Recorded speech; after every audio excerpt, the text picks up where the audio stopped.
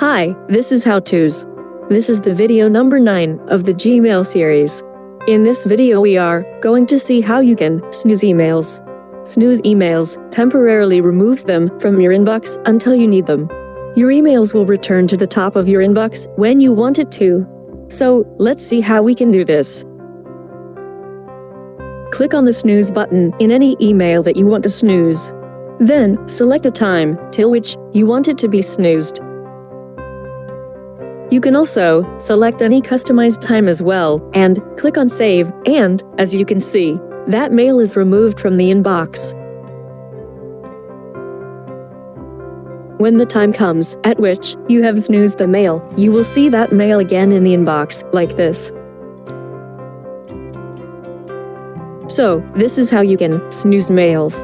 Thank you, hope you learned something new today. Don't forget to like and subscribe this video.